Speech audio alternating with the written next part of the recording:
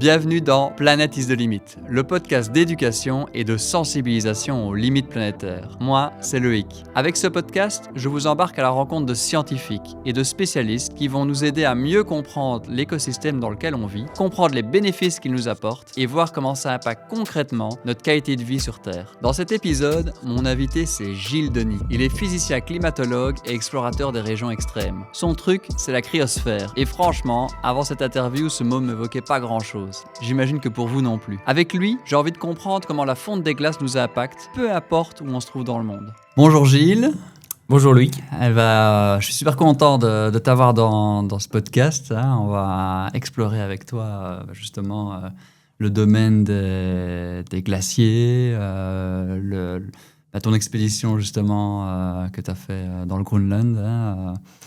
Les concepts de sobriété. Mais avant, il y a toujours une petite coutume dans ce podcast.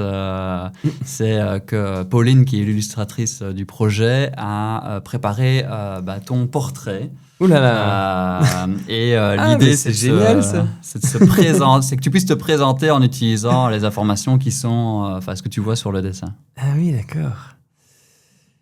Ouais, je suis flatté de ce portrait. Donc moi, je m'appelle Gilles Denis, je suis originaire de Bruxelles. Oui, en 2022, j'ai fait une expédition de 6 mois au Groenland avec mon compère Nathan Goffard. Et en fait, l'ambition a été d'y vivre ma passion, à savoir les expéditions en immersion totale dans la nature, loin de l'homme, vraiment plongé dans les grands espaces sauvages, et de combiner ça avec de la science, ce que j'ai fait à l'UNIF, puisque j'ai étudié la physique et je suis physicien climatologue. Et donc voilà, ça c'était en 2022. On a traversé la calotte glaciaire du Groenland pendant 600 km, 36 jours à tirer notre traîneau de plus de 100 kilos de côte à côte sur ce qu'on appelle l'Inland 6 du Groenland, donc la calotte glaciaire du Groenland. Et puis on a enchaîné avec une expédition en kayak de mer sur la côte est. Le but initial était de relier l'endroit où on arrivait sur la côte est, petit village qui s'appelle Tasiilaq, jusqu'à la pointe sud du Groenland, quelques 1000 km au sud, au niveau du Cap Farvel, donc vraiment la pointe sud du Groenland.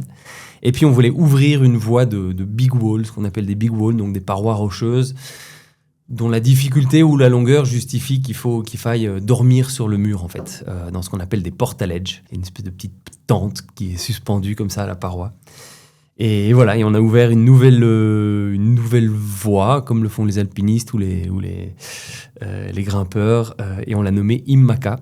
Ah oui, c'est juste, il y a ça, je sais, parce que j'ai mon meilleur ami qui fait de l'escalade, et il m'a expliqué que quand une première personne ouvrait une voie, c'était à lui de lui donner un nom. Et nous, on a choisi Imaka, alors ça remonte à assez longtemps. J'ai commencé à travailler au Groenland en 2016, en tant qu'apprenti guide pour une société espagnole qui s'appelait Tazermute.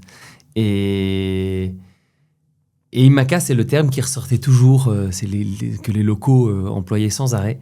Et en fait, alors littéralement, on le traduit peut-être, mais c'est très pauvre comme traduction.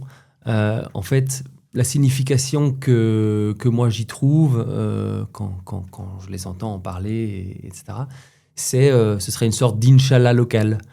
C'est pas si Dieu le veut, mais c'est si la nature le veut. J'aime beaucoup cette signification-là, Imaka, si la nature le veut. Et c'est aussi le nom qu'on a donné que j'ai donné à mon association Imaka Expeditions, qui est lancée maintenant depuis 1 an et demi avec deux associés. Tu vas nous en parler un petit peu. Avec plaisir. Mais peut-être revenir sur cette notion de glacier. Moi, je trouve qu'on en entend souvent parler. On a vu une actualité récente qui montrait que le sommet du Mont Blanc avait été à des degrés supérieurs à 0, ce qui fait que du coup, ça fond. Et donc, première question peut-être, c'est est-ce que tu sais nous donner un état des lieux de ces glaciers et qu'est-ce que ça signifie pour nous? Comment ça nous impacte en fait que ces glaciers fondent? Ok. Mais d'abord, si tu le souhaites, je voulais faire peut-être parcourir un petit champ lexical ensemble pour remettre un peu les bases, si ça te va. Avec plaisir. Parce que je me rends compte que, en fait, c'est pas des sujets particulièrement complexes dans le fond, dans la base, mais on manque cruellement d'éducation en la matière. Et donc, en fait, très peu de gens savent placer l'Arctique ou l'Antarctique sur une carte, donner les quelques grandes différences de ces deux régions polaires. Et peu de gens comprennent aussi ou connaissent simplement les différents types de glaces qu'on a dans le monde. Donc, depuis longtemps, je m'intéresse à ce qu'on appelle la cryosphère. Donc, c'est le monde congelé. Donc, c'est tout ce qui est gelé sur Terre. Et il y a 3 grands types de composantes à la cryosphère. Il y a, et il faut pouvoir les distinguer avant d'avoir une bonne conversation, il me semble. Il y a les glaciers. Alors, les glaciers, comme tu disais, il y a les glaciers de montagne. On les a dans les Alpes françaises, italiennes, suisses, etc. Évidemment, en Himalaya, etc. Il y a des glaciers gigantesques. Il y en a de par le monde, partout. Il y a même des glaciers tropicaux. Actuellement, une amie a été documentée la perte, la disparition du dernier glacier au Kenya. Ah oui. Et donc, ces glaciers tropicaux, ils avaient leur importance aussi. Ils sont clairement en train de disparaître un à un. Donc ça, c'est les glaciers. Et je dirais qu'il y a une sous-catégorie aux glaciers. Je ne sais pas si on peut vraiment le dire comme ça, mais c'est ce qu'on peut appeler les calottes glaciaires, ou ce qu'on appelle aussi inland seas. Ça vient de inland ice. Et ça, il y en a 2 grandes au monde. C'est la calotte glaciaire de l'Antarctique et la calotte glaciaire du Groenland. Donc c'est des glaciers, on va dire, qui sont tellement gigantesques, d'une épaisseur de plusieurs kilomètres, d'une telle étendue, qu'on ne peut plus vraiment appeler ça glacier en réalité, c'est vraiment une calotte glaciaire. Et en fait, cette calotte glaciaire, elle a 36 000 petits doigts, qui sont des incursions de glace dans les terres, voire parfois jusque dans les mers, dans ce qu'on appelle des fjords souvent. Et ça, ce sont les langues glaciaires. Donc ça, c'est le premier type. Le deuxième type, c'est la banquise. La banquise ou glace de mer. La glace de mer, c'est l'eau de mer salée, donc l'eau des océans, qui gèle en surface. Comme c'est de l'eau salée, elle a besoin d'une température plus faible que de l'eau douce pour geler, enfin plus basse. Donc il faut d'autant plus de froid et d'énergie pour obtenir de la banquise, de la glace de mer. Et donc ça, c'est vraiment des plateformes de glace qui flottent à la surface de l'océan. Et c'est de ça dont est fait essentiellement l'océan Arctique. Et ce qu'on appelle la banquise, là où vivent les ours polaires. Voilà. Donc la banquise, c'est là où vivent les ours polaires, pour faire facile. Mais donc c'est cet océan congelé. Et puis ensuite, il y a le permafrost ou pergélisol. Et ça, c'est une couche de sol gelé qui est présente partout autour de l'Arctique. On en parle souvent en Sibérie, c'est ça? Oui, Sibérie, Alaska. En fait, il recouvre vraiment toute la surface de l'Arctique, quoi. Et ça, c'est le sol même qui a gelé jusqu'à des profondeurs de parfois 10-20 mètres. Je ne sais pas c'est quoi le plus profond, mais on peut avoir des couches qui varient entre quelques mètres jusqu'à 20-25 mètres de profondeur. Et donc ça, c'est vraiment un amalgame de roches, de terre, de matières composites, organiques en décomposition, des végétaux, des animaux qui sont morts, qui sont accumulés et qui sont sur cette couche de terre gelée, qui est par ailleurs une énorme réserve de carbone et de méthane. Donc ça, c'est les 3 grandes catégories: permafrost ou pergélisol, glace de mer et glacier, mais alors calottes glaciaires qui sont, on va dire, de la même famille. Est-ce que ça évolue, du coup, ces 3 catégories-là évoluent de manière différente Alors, les 3 catégories, en termes de fonte, évoluent chacune avec leurs caractéristiques de manière différente et ont toutes des impacts différents sur l'environnement. Ce qui nous est le plus présent dans notre quotidien à tous, en tout cas ici en Europe, c'est les glaciers de montagne. C'est intéressant parce que c'est ceux qui sont les plus proches de nous et les plus concrets. Mais à chaque fois qu'on le présente, on le présente d'une manière que c'est finalement, je caricature, mais un peu triste. J'ai parlé à des gens en Suisse qui disaient qu'il manquait d'eau douce dans certaines régions de Suisse, et j'étais choqué parce que je me dis, mais enfin, s'il y a bien un pays dans le monde où j'aurais jamais pensé qu'il y ait un problème d'approvisionnement en eau, c'est d'abord la Belgique, hein, et puis la Suisse, parce qu'on voit la Suisse avec ses énormes lacs et toutes ces montagnes enneigées, quoi. Mais tout à fait, mais je crois qu'on peut catégoriser la fonte de deux manières, sur le local et puis sur le global. Quand on parle du global, on parle des grandes étendues de glace lointaines, au pôle essentiellement, donc les grandes calottes de glace, Groenland et Antarctique, la banquise et tout ce qui est permafrost, etc., qui se situe beaucoup plus au nord et qu'on ne voit pas forcément puisque c'est sous terre. L'impact de la fonte de ces glaces-là est évidemment c'est à la fois la moins tangible et la plus lointaine du quotidien de tous, mais c'est ceux-là qui vont avoir les impacts les plus à long terme, les plus dramatiques, les impacts les plus importants en termes de scale, d'échelle, d'envergure, d'impact. Et donc ça, c'est vrai que souvent, les gens ont tendance à se dire « oui, mais c'est lointain, le pôle Nord, le pôle Sud, l'Antarctique, etc. C'est loin de notre quotidien, etc. » et ont du mal à faire du lien, à créer du lien avec ce qu'ils vivent au quotidien. Le local, c'est nos glaciers de montagne, typiquement. Et en fait, les glaciers de montagne, ils jouent énormément de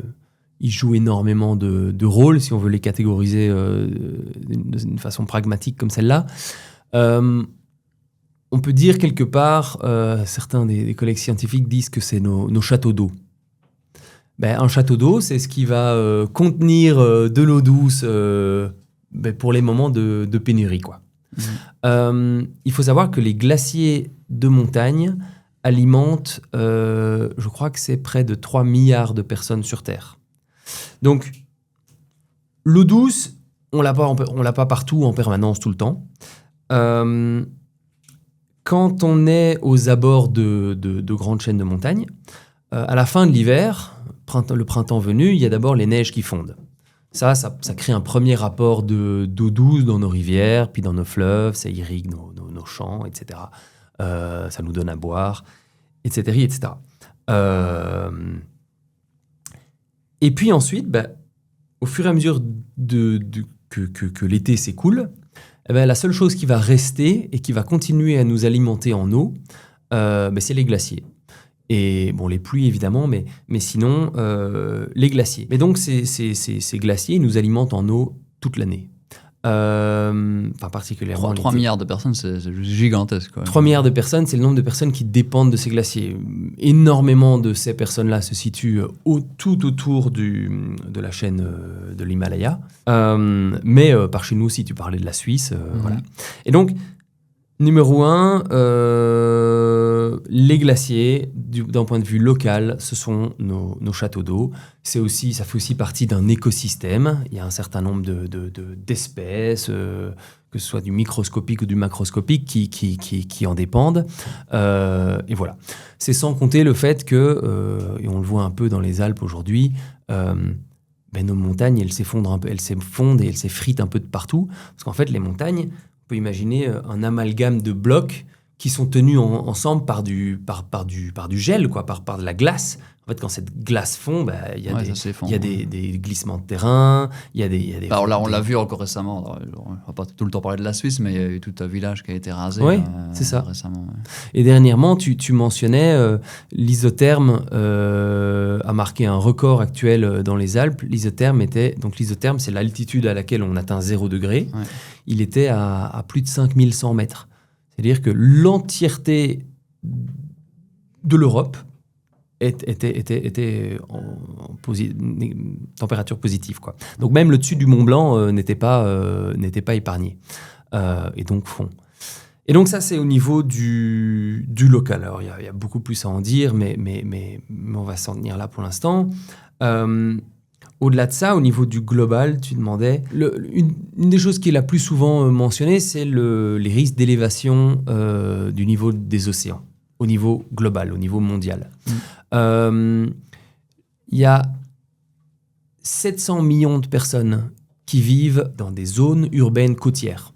donc qui seraient directement impactés, ou qui sont actuellement déjà directement impactés par une élévation du niveau des eaux.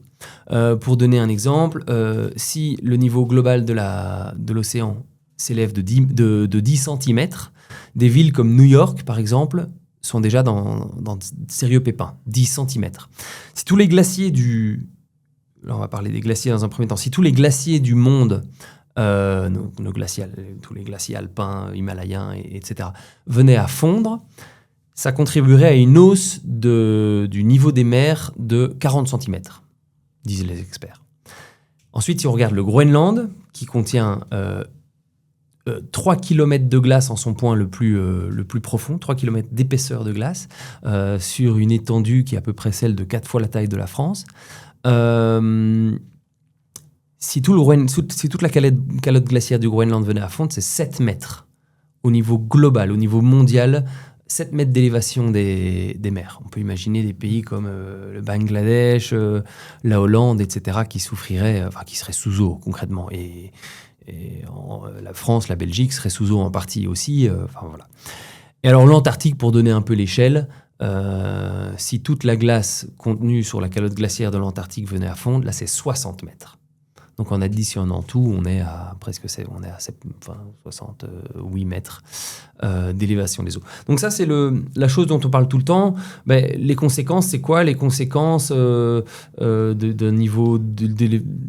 élévation du niveau des mers, c'est tout ce qui est justement les populations côtières. Qu'on doit déplacer. Qu'on va devoir déplacer, relocaliser, etc., sans compter que les côtes, on les a déjà largement urbanisées dans beaucoup d'endroits, polluées, etc. Donc tout ça va être brassé et remis dans l'océan. Enfin voilà. Ça, c'est une des premières conséquences de la fonte des glaces. Si on s'intéresse à la banquise, par exemple, la fonte de la banquise, c'est elle est particulièrement présente au pôle Nord. Donc le pôle Nord, c'est un océan qui est entouré de continents. Et c'est un océan qui, l'hiver, est gelé. Et l'été, actuellement encore, il y a certaines zones où il reste de la banquise, même en plein été.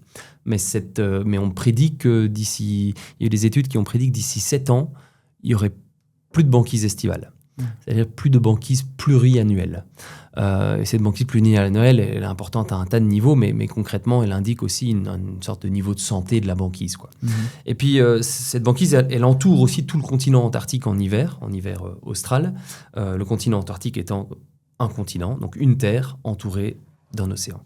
La banquise, elle abrite tout un écosystème. Par exemple, la banquise, c'est sur la banquise que vient se greffer, par exemple, les phytoplanctons, qui sont les plus petits organismes vivants, végétaux, qui se développent dans la mer, et duquel vont dépendre à peu près toutes les autres espèces, quoi, toute la chaîne alimentaire. Et le phytoplancton, c'est notamment lui aussi qui alimente le krill. Le krill, c'est cette petite crevette arctique qui est toute petite, dont se nourrissent les baleines, pour donner un exemple.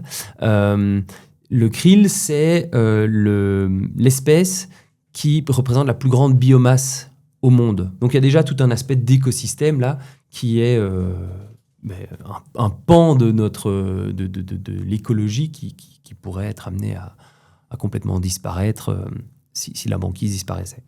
On pense évidemment aux ours polaires qui sont emblématiques de ces lieux-là. Un autre aspect important, si on parle toujours de la banquise, il y a, tout le monde connaît de nom du moins le Gulf Stream. C'est des courants marins. Voilà, ouais. c'est le plus grand courant marin.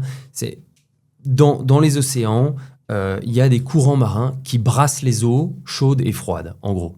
Ça crée un transfert de chaleur entre l'équateur où ça chauffe beaucoup et les pôles où ça reste, où c'est un peu le congélateur du monde, quoi. Ça reste froid. Et si tu as regardé Nemo, tu vois, à un moment il va dans une espèce de tunnel comme ça avec les tortues. Ouais, et puis, tout à fait. c'est un peu imagé, mais c'est ça, c'est des zones où l'eau se déplace plus rapidement. et crée un brassage entre les zones chaudes et les zones froides du globe. Une des pompes mécaniques qui alimente ce brassage, cette circulation, c'est la création de la banquise. Quand la banquise se crée en hiver, c'est de l'eau de mer qui gèle en surface. L'eau de mer, elle est salée. Et en fait, en grande partie, le sel, il est rejeté sous forme de saumure, de sel concentré. Il est rejeté dans l'eau, sous la banquise. Et en fait, il vient alourdir cette eau très froide qui va ensuite plonger vers les profondeurs et être redistribuée vers l'équateur. Et en fait, ça, c'est une des pompes principale une des pompes en tout cas qui alimente ces courants marins. Et donc si je comprends bien, ce Gulf Stream, son plus grand intérêt pour nous, c'est que ça régule, est-ce qu'on peut dire que ça régule la température des océans et donc ça nous sert un peu de buffer thermique pour la planète. Et donc si je vais un peu plus loin, si on n'avait plus de Gulf Stream, on verrait plus Nemo qui s'en va, mais surtout l'impact, c'est finalement qu'on aurait une augmentation peut-être plus rapide des températures en surface et donc on connaîtrait peut-être plus de canicules, etc. C'est correct de dire ça? Oui, je suis pas un spécialiste du Gulf Stream, loin de là, mais oui, ces brassages d'eau chaude et d'eau froide permettent de tempérer les climats. Pas seulement la température de l'eau des océans, mais la température, parce que la température de l'eau des océans dicte aussi la température dans l'air, etc. Il y a des échanges entre océan et atmosphère qui sont très importants. Et donc, ils vont avoir tendance à rafraîchir les zones équatoriales. En fait, si on n'avait aucun échange thermique entre les zones polaires et les zones équatoriales, la moitié du globe serait un frigo absolument innommable et l'autre moitié du globe serait une fournaise absolument ingérable. Donc ces transports de chaleur rendent au global la planète plus habitable, plus sympathique. Plus vivable. Voilà. Et alors, donc là, on a parlé des glaciers terrestres, de la banquise. Tu avais mentionné aussi le permafrost. Tu avais dit quelque chose qui était intéressant sur pourquoi on doit se préoccuper aussi de ce permafrost. Et tu disais, en fait, il contient d'énormes quantités de gaz à effet de serre, en fait. Oui. Et donc, s'il dégèle, bam... Oui, tout à fait. Le permafrost, donc, il contient des couches de sol gelées, une accumulation de ce qui crée nos sols, quoi. Donc de végétaux morts, de matières organiques mortes. Et tout ça s'empile et c'est gelé. Alors, tant que c'est gelé, quelque part, les transformations chimiques, elles se font très, très lentement. Mais quand ça dégèle, tout ce beau petit monde commence à interagir, il commence à y avoir des transformations biochimiques, etc. Et puis ces sols, ils sont en effet capables d'émettre énormément de méthane. Le méthane est un gaz à effet de serre encore beaucoup plus puissant que le CO2. Le méthane, typiquement, c'est ce qui ressort des proutes de vache ou alors des marais un peu qui fermentent, toutes ces couches gelées. Tant qu'elles sont gelées, quelque part, elles sont un peu figées, quoi, ou en tout cas en bonne partie. Mais quand elles dégèlent, elles peuvent libérer de grandes quantités de méthane. Elles peuvent plus facilement alimenter des transports de matières transversaux qui vont se déverser, des éléments comme le carbone qui vont se déverser dans les rivières, puis qui vont se déverser dans l'océan, puis qui va être émis dans l'atmosphère, etc., etc. Et donc, la fonte du permafrost, au niveau local, ça peut être un problème parce qu'on voit les populations locales qui en souffrent parce que leur maison, tout d'un coup, elle est traviole, il y a des trous qui se créent dans les routes, etc. Parce qu'en fait, le sol sous leurs pieds c'est le même phénomène que ce que tu expliquais avec les montagnes, en fait. Le fait qu'elles tiennent en place parce qu'elles ont été complètement gelées et qu'à partir du moment où ça dégèle, il y a des effondrements. Tout à fait. Et on parlait juste avant l'interview que je ne sais pas si c'est un lien avec ça, mais que tu avais fait un autre documentaire justement sur le phosphate, c'est ça? Sur le cycle de... Oui, entre autres le cycle du phosphore, oui. Phosphore, pardon, ouais. Et du coup, tu as fait ça parce que c'était en lien avec les glaciers ou c'est complètement quelque chose que tu as vu de manière séparée J'ai monté avec deux autres cofondateurs une association qui s'appelle IMMACA, donc du nom de cette voie qu'on avait ouverte pendant l'expédition Nanook au Groenland. Et cette association, ce qu'elle fait, c'est qu'on met au service de la communauté scientifique des compétences un peu exceptionnelles tirées de la pratique de sport extrême et d'expéditions polaires et la connaissance de ces milieux pour faciliter leur travail de recherche et en particulier leur accès, c'est-à-dire aux terrains, les terrains polaires, quoi. Donc Arctique, Antarctique, c'est là qu'on se spécialise au niveau des pôles. Et donc, on forme des équipes de chercheurs en vue de leur propre mission de terrain, on les accompagne s'ils le souhaitent, ou alors on va sur place nous-mêmes et on fait ça pour eux, quoi. Et c'est une initiative qui est soutenue par Syensqo, qui est notre partenaire principal, et qui tend à boucler la boucle. On met cette expertise-là au service de la communauté scientifique, et ensuite, derrière, on essaye de faciliter pour eux la communication et la vulgarisation scientifique auprès du grand public. Et puis derrière, on referme la boucle avec notre pôle pédagogique, où en fait on va dans les écoles animer des ateliers, on va auprès des jeunes stimuler un éveil au STEM, donc tout ce qui est sciences, technologie, ingénierie, mathématiques. En ligne de fond, notre ADN et notre tagline, c'est « Science is an adventure ».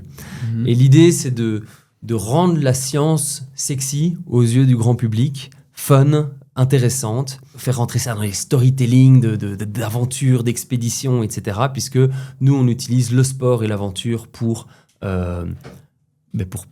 faire nos services de terrain. Pour revenir au documentaire auquel tu faisais des références, ce documentaire, il s'appelle « Something in the Water ». C'est le documentaire qui a été tourné l'été passé lors d'une expédition sur la calotte glaciaire du Groenland, en été donc, où je suis parti pour le compte d'IMMACA avec deux amis caméramans et vidéastes. Et en fait, on est parti chargé de plusieurs expériences scientifiques pour le compte de l'Université catholique de Louvain, de l'Université libre de Bruxelles, l'Université de Liège, l'Observatoire royal de Belgique. Voilà, je crois avoir oublié personne, enfin vrai. Et ce qui nous intéressait, ce qui intéressait les scientifiques, et ce pourquoi on a œuvré sur place, c'est la formation et l'évolution des lacs et des rivières supraglaciaires. Donc en fait, en bordure de la calotte glaciaire du Groenland, il y a plusieurs dizaines de kilomètres ou quelques petites centaines de kilomètres ou un peu plus peut-être, qui subit des effets saisonniers importants. C'est-à-dire que l'été, toute la neige qui se trouvait à la surface des glaces fond, la glace même en partie elle-même fond. Et l'hiver, ça se recongèle et puis il y a de la neige qui vient précipiter dessus. Alors qu'au centre, il fait globalement toujours négatif, quoi. Il y a une zone, particulièrement sur la côte ouest du Groenland, qu'on appelle la Dark Zone, auquel s'intéressent les scientifiques, la zone sombre. Pourquoi ? Parce que quand on regarde les images satellitaires, c'est une partie de la calotte glaciaire qui est particulièrement sombre. Ouais, plus foncée. Voilà. Et donc, il y a deux éléments de réponse à ça. La première, c'est qu'il y a des transports de poussière, de très très fines poussières, qui se font avec les vents. Ces poussières viennent se déposer à la surface de la glace et noircir ou assombrir la surface de la glace. Mais il y a un autre élément à ça, c'est que ces poussières, elles transportent avec elles tout plein de minéraux, forcément. C'est de la farine de roche, notamment du phosphore. Et ce phosphore inorganique, l'été venu, quand la neige et la glace va fondre, il va se dissoudre dans l'eau de fonte et se rendre biodisponible, pour des organismes vivants. Et en fait, à la surface de la glace, il y a des développements d'algues microscopiques qui sont alimentées par ces poussières et la fonte des glaciers et qui viennent accentuer encore plus l'aspect sombre de cette glace. Et donc, qui est une espèce de c'est un cercle vicieux en fait, puisque ce que tu allais dire, c'est plus ça devient sombre, moins ça reflète les rayons du soleil, plus ça absorbe la chaleur, plus ça accentue la... Exactement. Donc c'est ce qu'on appelle l'albédo. L'albédo, c'est le terme scientifique qui dicte combien est-ce qu'une surface réfléchit les rayons incidents lumineux.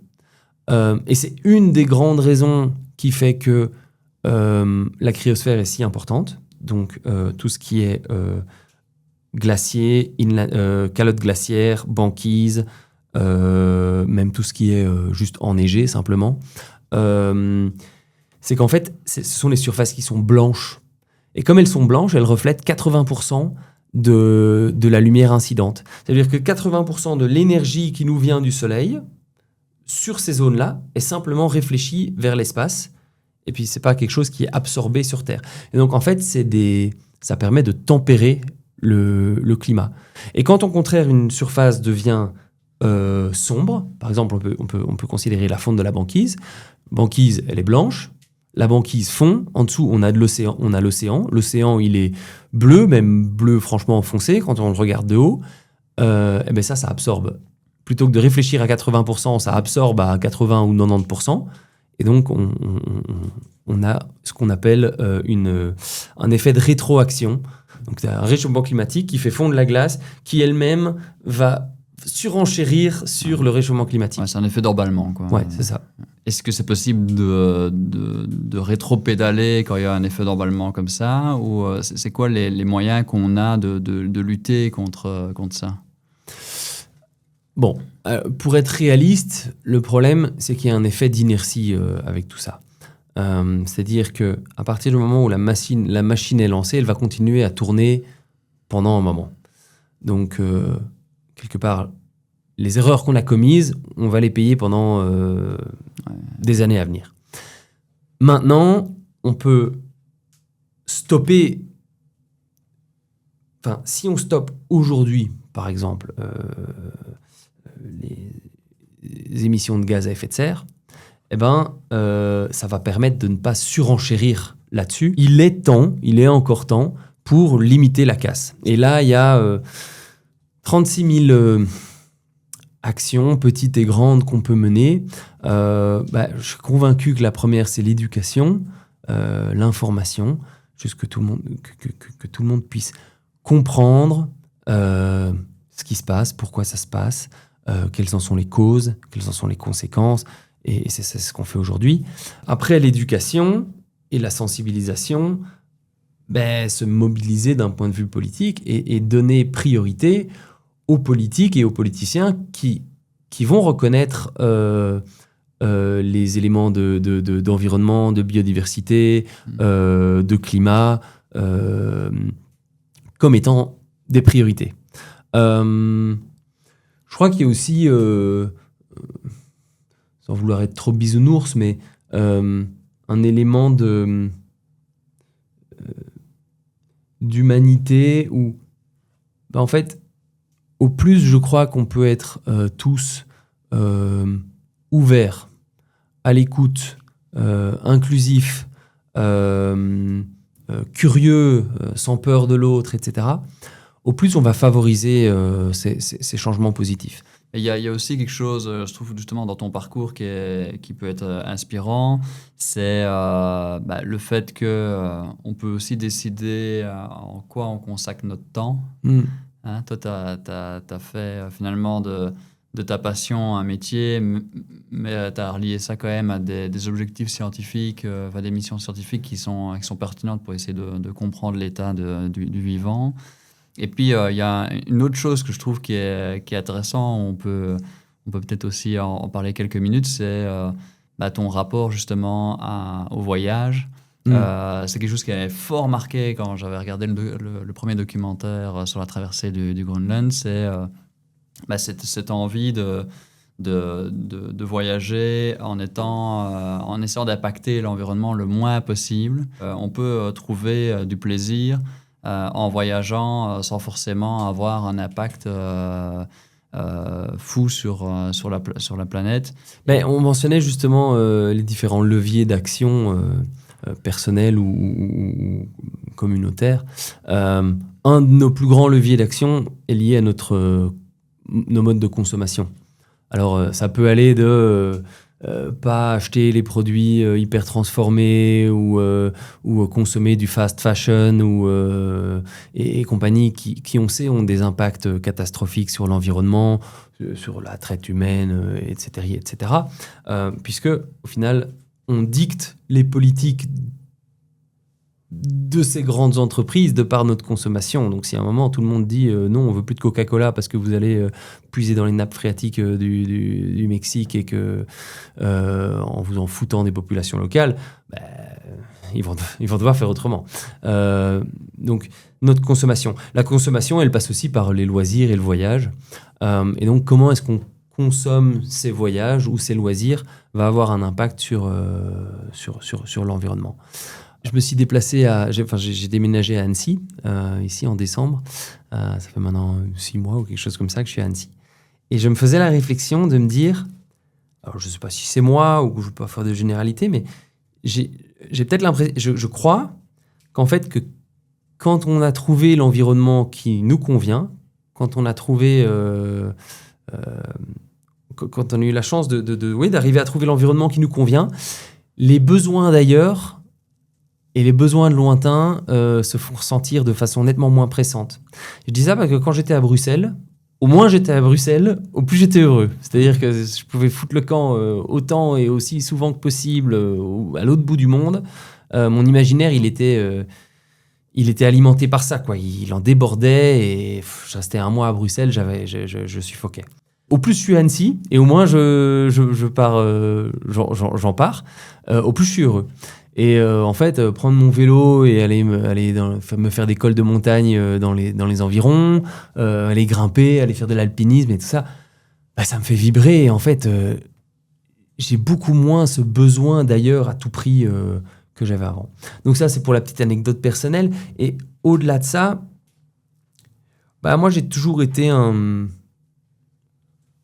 j'adore les expéditions challengeantes, se mettre des challenges et aller dans la nature, se plonger dans les grands espaces, etc. Je crois qu'avant tout, c'est une curiosité insatiable de voir ce qui s'y trouve, de comprendre. C'est une volonté aussi de m'immerger dans les milieux naturels et d'en refaire partie, quoi. Se retrouver humble face aux éléments qui nous dépassent complètement. Cet été, là, j'attends 2 semaines, je pars en kayak de mer au Groenland pendant 1 mois et demi à parcourir la côte ouest du Groenland tout seul pendant tout ce temps-là. Et en fait, tout le long, on a des expériences scientifiques à mener. Et ça a un coût environnemental, certes, puisqu'il faut bien que je me rende sur place. J'y vais en avion. Mais une fois que je suis sur place, j'y suis pour 1 mois et demi. Ouais. Et je me déplace à la force de mes bras et de mes jambes. Ouais. On en parlait, ça, c'est vrai que... je crois que c'était dans un autre épisode. On se disait, finalement, quand quitte à voyager loin... Et voyageons longtemps. On voyageons longtemps et restons plus longtemps sur place. Ça permet de découvrir la culture, etc. Puis aussi faire moins, mais faire mieux, en fait. Ouais, c'est ça, ouais. Et puis, il y a aussi quelque chose qu'il faut absolument dire, c'est que toi, naturellement, tu vas dans le sport extrême, mais il y a moyen aussi de pas être forcément un très grand sportif. Il y a aussi, je pense qu'il faut retenir de ce que tu dis, c'est que il y a moyen de voyager autrement, de se poser la question de l'impact, sans forcément être un sportif aguerri comme toi et monter une falaise qui fait, je sais plus, 500 mètres. Si on veut se renseigner et pousser un petit peu la recherche, la curiosité un peu plus loin, est-ce que tu as des ressources que tu aurais envie de mentionner, outre naturellement les documentaires que vous faites, mais... nos réseaux sociaux, Imaka, Imaka Expeditions. Sinon, je suis pas, peut-être pas la meilleure personne à qui demander ça. J'aime beaucoup personnellement des gens comme le bon pote sur les réseaux sociaux, qui fait souvent qui est pas présent que sur les réseaux sociaux, il a un site qui fait souvent des résumés de l'actualité scientifique et tout ce qui est lié à l'environnement et au climat, qui sont vraiment très bien faits. Puis il y a des gens engagés comme Camille Etienne, qui poussent l'information auprès du grand public au maximum. C'est con, mais pour les jeunes, je trouve que des formats comme ceux de Hugo Décrypte, qui ne traitent pas du tout seulement d'environnement, mais qui traitent globalement... Il y a quelques sujets quand même. Il y a quelques sujets, je trouve, qui sont intéressants, qui sont globalement bien traités. Bah super. Bah donc du coup, moi je te propose une chose avant de te dire merci, c'est que tu fais des projets dans les écoles à Bruxelles. Moi, je vais m'arranger pour que tu fasses un projet en Wallonie et que tu viennes dans une école sensibiliser un peu les jeunes avec moi. Et merci pour ton temps. Super. Ouais, c'est super. Bon, on va le faire. Non, c'est promis, on va le faire. Ok. Merci pour ton temps, merci pour toutes ces informations. Et pour le coup, on se verra prochainement. Merci Loïc. Merci d'être arrivé jusqu'ici. Si vous voulez approfondir le sujet, on vous met des infos et des ressources en description. Pour nous aider, il y a vraiment une chose à faire. Abonnez-vous. Merci et à très vite pour la suite.